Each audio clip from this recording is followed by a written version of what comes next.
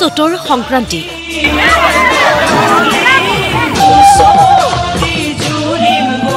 পুৱাৰ পৰাই ৰাজ্যত গৰু বিহুৰ উৎসাহ চাই থাকোঁতে বছৰি অহাৰ দৰে এইবাৰো পালেহি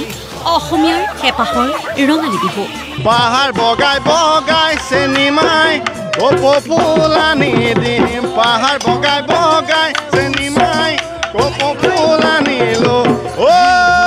চেনিমাই আজি সোমবাৰ চতৰ সংক্ৰান্তি এই চতৰ সংক্ৰান্তিত গৰু বিহুৰে আৰম্ভ হৈছে হেঁপাহৰ ৰঙালী বিহু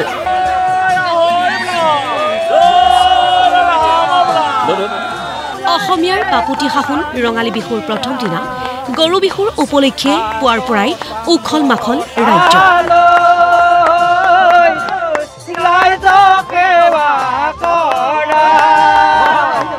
উজনিৰ পৰা নামনিলৈ কাৰ্বি আংলং বৰাক উপত্যকালৈ সকলোতে চহা কৃষক অসমীয়াই পালন কৰিছে গৰু বিহুৰ পৰম্পৰা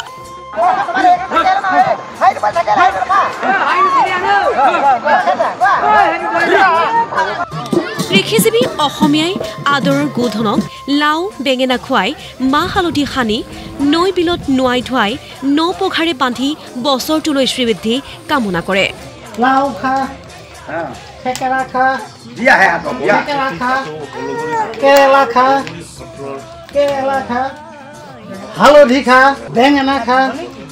বছৰে বছৰে চহা অসমীয়াৰ কৃষি কৰ্মৰ চালিকা শক্তি এই গোধনক গা ধুৱাই গৰু বিহু পালন কৰিবলৈ ওলাই আহিল সকলো গাঁওবাসী সকলোখিনি নিয়ম নীতি মাধ্যমেৰে আমি গৰু চাট মাৰি আমি নোৱাৰোঁ প্ৰায় 200-250 মানুহ আছে 245 মানুহ আছে একে ঠাইতে হৈ পিনে আমি গৰু গা ধুৱাওঁ লাও বেঙেনা থেকেৰা হালধি তাৰপিছত তিতা কেৰেলা দিওঁ এয়া আমাৰ পৰম্পৰা মাখিয়তী পাতেৰে গৰুক কোবাব লাগে আজি নতুন পঘাৰে বান্ধিব লাগে তৰালি পঘাৰে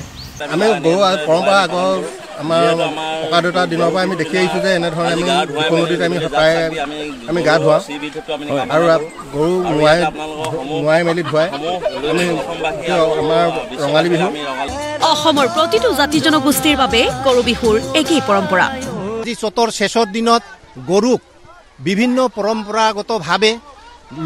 লোকাচাৰ মতে গৰুৰ গাত মাহ হালধি তেল দি গৰুৰ গলত হালধি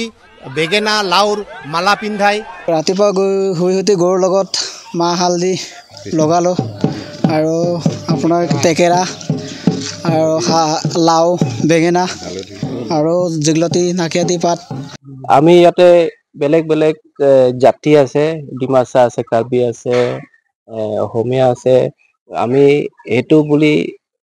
আমি কিবা কৰা নাই আমি চবে একে মিলি জুলি আমি এইটো সদায় এভৰি ইয়াৰ আমি সেইটো বিহুটো কৰি থাকোঁ পালন কৰি থাকোঁ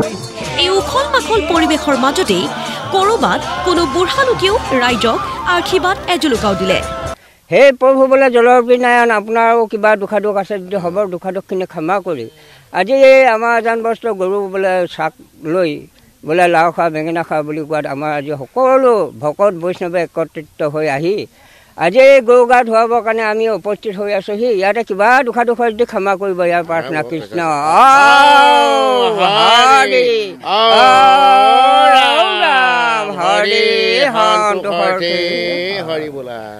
মুঠতে এনেদৰেই বছৰি পালি অহা হয় গৰু বিহু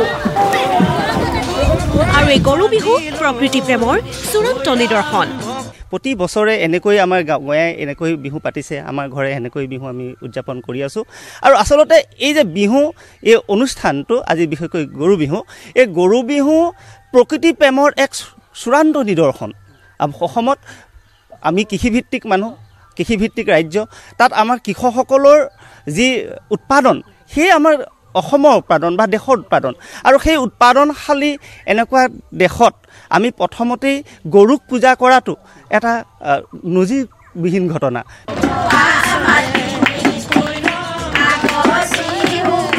পৰম্পৰা অনুসৰি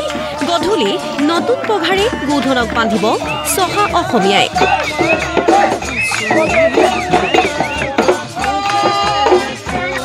ব্যুৰ ইনপুটৰ সহযোগত নিউজ ডেস্ক ৰিপৰ্ট প্ৰতিদিন টাইম।